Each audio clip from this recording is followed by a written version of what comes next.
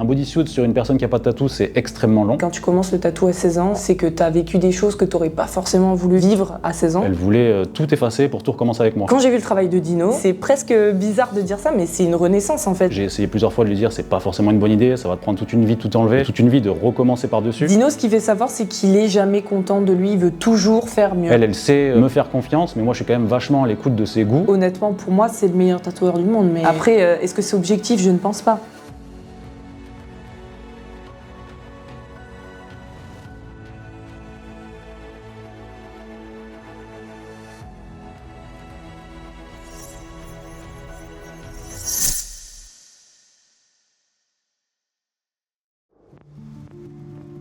On interroge souvent l'aspect définitif du tatouage.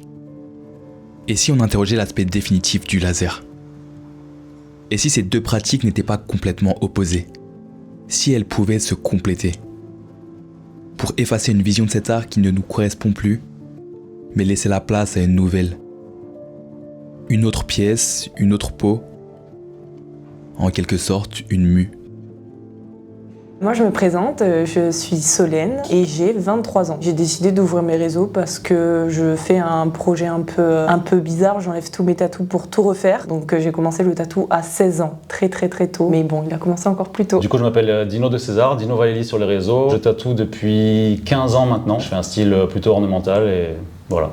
Alors, est-ce que vous pouvez chacun me raconter votre parcours, votre approche du tatouage? J'ai été entouré de pas mal de gens très tatoués dès mon plus jeune âge. Ma mère est pas mal tatouée, mon père était pas mal tatoué aussi. J'ai souvent vu mon père tatouer à la maison, c'était pas son métier mais il savait le faire quoi. Et ma mère quand j'étais petit était en couple avec un tatoueur, donc j'ai pas mal traîné dans les shops de tatou dès mon plus jeune âge et c'est comme ça que j'ai été introduit au tatouage. Mon premier tatouage, j'avais 12 ans, je peux donner un conseil beaucoup trop jeune. Et à partir de là c'était un petit peu terminé pour moi quoi. J'étais tombé dans la potion magique et j'en voulais toujours plus quoi. Et toi? Moi c'est tout l'inverse, j'étais vraiment pas du tout entourée de tatous. Toute ma famille déteste les tatouages, sauf ma mère, elle aime bien. Mais je suis née dans une famille kabyle où le tatouage, c'est quelque chose qui représente quelque chose de très profond. C'est l'histoire des femmes qui est racontée sur leur corps. Et on me montrait tout le temps des tantes et des grands-mères qui étaient entièrement tatouées de la tête aux pieds, le visage, les lèvres. Et je trouvais ça un peu dommage. Je me disais, mais en fait, on l'a totalement perdu. Vraiment, dès 7 ans, 8 ans, j'étais obsédée par l'idée d'avoir des trucs sur mon corps. J'ai commencé du coup à 16 ans. Et là, à partir de ce moment-là, pareil, j'ai pas arrêté. Alors la question plus pour Dino, pourquoi l'ornemental? En fait, j'étais entouré de gens qui faisaient beaucoup de maori et de tatouages plus ethniques, plus tribal. Du coup, dans mon apprentissage, j'ai appris à faire tous les styles, mais plus orienté sur ce style-là, qui m'a beaucoup plus parlé à moi au début. Le fait de dessiner directement sur la peau, de se marier au mieux avec les formes naturelles du corps, c'est une démarche que j'ai aussi retrouvée dans le tatouage japonais. Ma propre démarche à moi, ça a été de mixer un petit peu les deux. J'ai vu que tu avais pas mal de références, notamment Thomas Hooper ou les designs de skate. Je me souviens d'un jour en fait où j'ai découvert le travail d'un tatoueur qui s'appelle Thomas Hooper. Ça a été une grosse claque artistique en fait pour moi. J'ai vraiment halluciné sur la précision de son travail, sur le côté original qu'il amenait en fait dans ce milieu. À l'époque, il n'y avait pas forcément tous les réseaux et tout. Ce qu'on voyait, c'était un petit peu très souvent générique. Je me suis surtout posé beaucoup de questions sur comment il arrivait à faire ce rendu-là. Donc, ça m'a obsédé pendant énormément de temps, des mois, voire même des années. Et je me suis dit, c'est vraiment ce sentiment-là que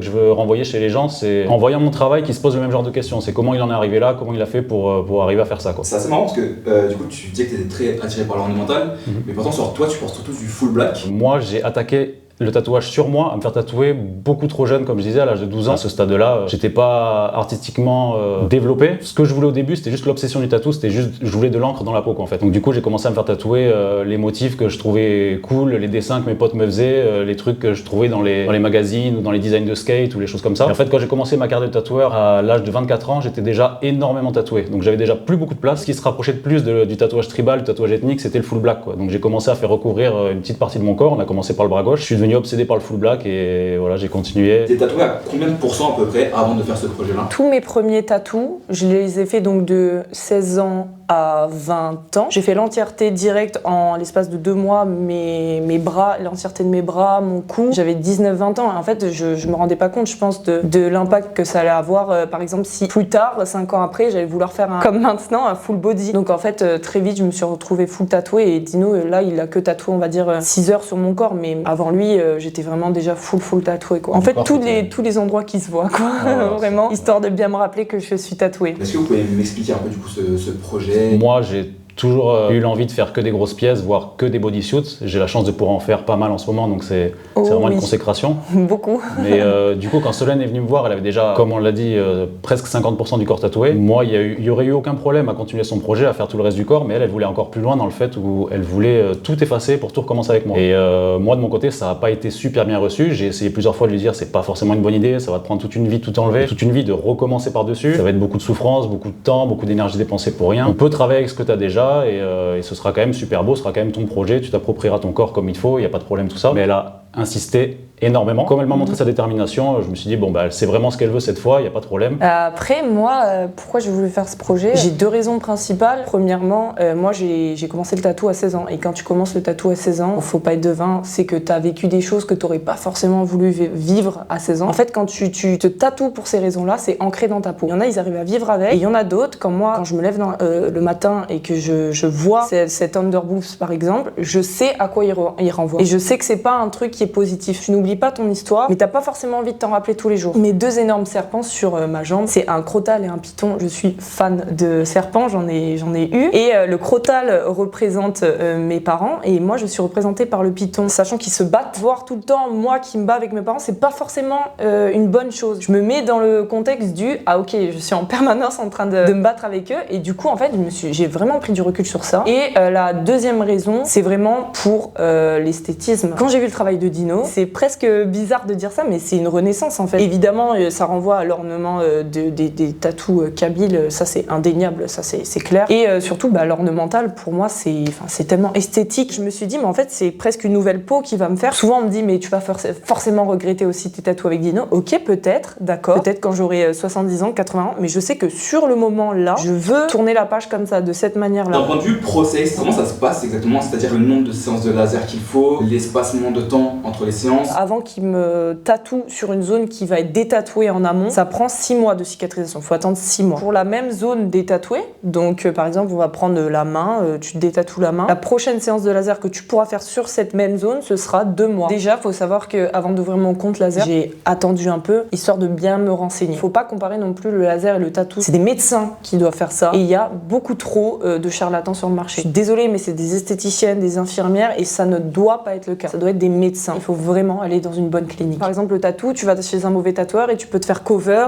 ça c'est tranquille. Non, parfois, il y a des mauvaises cliniques qui te brûlent la peau et c'est irrécupérable. Comme il y a énormément de séances pour effacer ou pour atténuer un tatouage, on s'est dit qu'on allait commencer sur les zones qui étaient pour le moment vierges. Au fur et à mesure où elle effaçait son tatou sur le haut de la jambe, on a commencé à tatouer le bas de la jambe. Et en fait, arrivé au niveau de ce tatou-là, il est largement assez atténué pour pouvoir le recouvrir avec mon style. Une fois qu'on a commencé cette jambe-là, elle commence à se détatouer l'autre jambe. Donc en fait, petit à petit, elle va effacer ses tatous et en même temps, on va avancer sur le projet de son bodysuit. Est-ce qu'il y a des difficultés ou des contraintes techniques liées au fait de tatouer sur une peau déjà un peu fragilisée? Après plusieurs séances de laser, encore une fois, si c'est bien fait, la peau elle peut revenir quasiment à la normale. On verra qu'elle a été un petit peu travaillée si on attaque trop tôt, mais que la peau soit fragilisée, ça va quand même pas jusque là. On va dire, elle va être un petit peu blessée. Donc si on attend assez longtemps avant de refaire une séance tatou par-dessus, il y aura aucun souci. Si ça a été fait encore une fois par un professionnel et si ça a été bien fait, c'est comme tatouer de la peau qui a jamais été tatouée. J'ai aussi pas mal d'expérience dans le laser. En fait, avant j'étais recouvert de tatouages sur le visage. Pareil, un matin je me suis levé, je me suis vu dans le miroir et en fait je voyais que les taches d'encre. J'ai vraiment fait un rejet total. Et du coup j'ai décidé de les retirer. Donc ça a pris pas mal de temps, ça a pris 4 ans en tout en process parce que sur le visage c'est une peau qui est encore plus fragile. Donc les séances devaient être encore plus espacées. C'était 4 mois entre chaque séance. Comme j'ai vu que le process marchait vachement bien, j'ai décidé de me faire enlever pas mal d'autres tatous pour refaire des projets un petit peu plus beaux pour moi par-dessus, plus esthétiques. Donc j'ai fait retirer pas mal de trucs sur mon ventre et sur mon torse. Et effectivement j'avais déjà des tatous, des covers de ces tatous. Après on a fait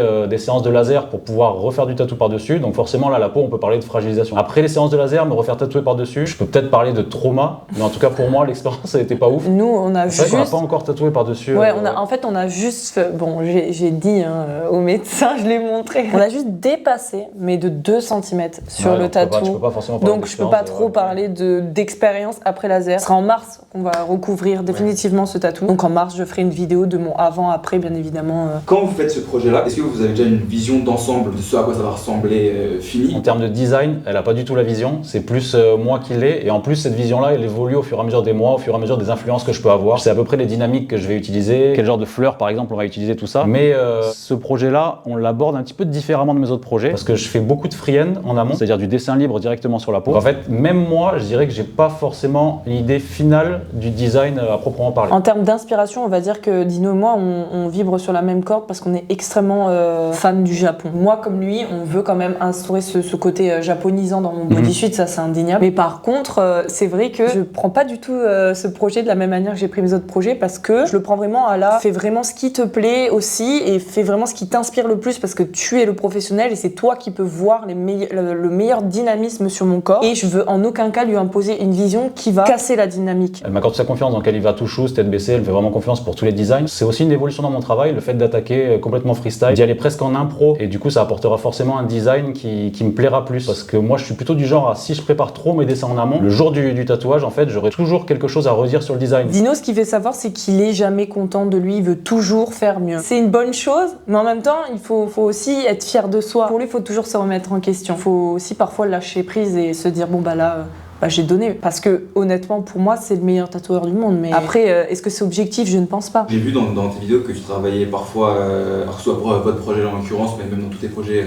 en général, que parfois c'était avec du stencil et parfois avec du freehand. Comment tu choisis de passer de l'un à l'autre? Que ce soit pour un bodysuit, pour Solène, ou même pour les autres clients, j'ai toujours la même pratique, c'est-à-dire que je prépare toujours un dessin à l'avance, c'est plus un croquis très rapide de l'idée du projet. Et en fait, le jour du tatouage, je vais toujours dessiner sur la peau. Il y aura toujours cette partie freehand. Donc en fait, je dessine sur la peau, je décale et après, je fais le stencil au propre de ce que j'ai dessiné directement sur la peau au préalable. J'ai l'avantage des deux, c'est-à-dire du freehand, mais aussi le côté clean et rassurant du stencil. Forcément, dès qu'il y a une symétrie, avoir un stencil, c'est toujours mieux. On peut le faire en freehand, mais ça prendra beaucoup plus d'heures. Même si c'est Dino qui tatoue, c'est un projet un peu collaboratif finalement. Ouais, comment ça se passe d'un point de vue création? Pour le projet de Solène, il y a eu énormément de discussions au préalable. Vu qu'on vit ensemble depuis quand même pas mal de temps maintenant, on connaît les goûts de chacun. Elle sait me faire confiance, mais moi je suis quand même vachement à l'écoute de ses goûts. On voyage énormément ensemble, donc les influences qu'on a par rapport à nos voyages, on a à peu près les mêmes. Moi je ramène beaucoup de livres à chaque fois de mes voyages, beaucoup de livres sur l'ornementation, sur l'architecture, sur les designs de kimono, les choses comme ça. Donc elle les feuillette aussi énormément. Et du coup, elle a ses goûts qui se développent en même temps que les miens. Elle m'apporte ses idées, j'apporte les miennes. Et en fait, le jour du dessin, ça coule de source en fait, parce qu'il y a eu énormément de discussions au préalable. Quand je suis inspirée par quelque chose, j'ai envie de m'y plonger à fond. Je lui disais, je veux vraiment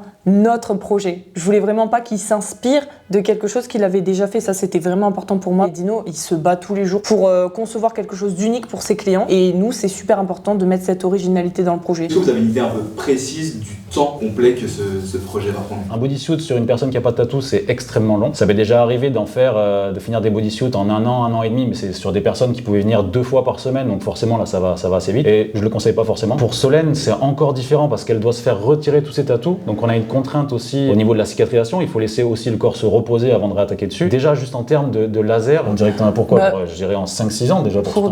En gros, pour faire rapide, je dis toujours qu'on peut pas trop répondre à cette question parce que selon l'encre, selon la pique et selon le laser utilisé, ça part différemment. Donc moi j'ai la chance pour ce tatou là sur la cuisse, il s'est estompé, on a fait 6 séances. Ça m'a pris 1 an pour l'enlever. Si on prend cette tranche, on va dire, d'1 an, le laser, ça va me prendre peut-être 8 ans. Après, il faut savoir qu'on a pris une décision par rapport au bras. C'est que moi, je suis extrêmement fan de full black. On pense que les bras vont être en full black. En gros, pour répondre à ta question un peu plus directe, si on est chanceux, dans 8 ans, le projet sera fini, quoi. Ce que je ne savais pas en allant rencontrer Dino et Ludmila Valeli, c'est que je n'allais pas simplement découvrir un artiste ou un projet commun. J'allais témoigner d'une alchimie qui ne s'explique pas avec des mots, d'une totale confiance entre 2 personnes, d'une synergie parfaite. Puiser dans ce qu'il y a de plus beau dans l'humain pour aboutir à ce qu'il peut y avoir de plus beau dans l'art.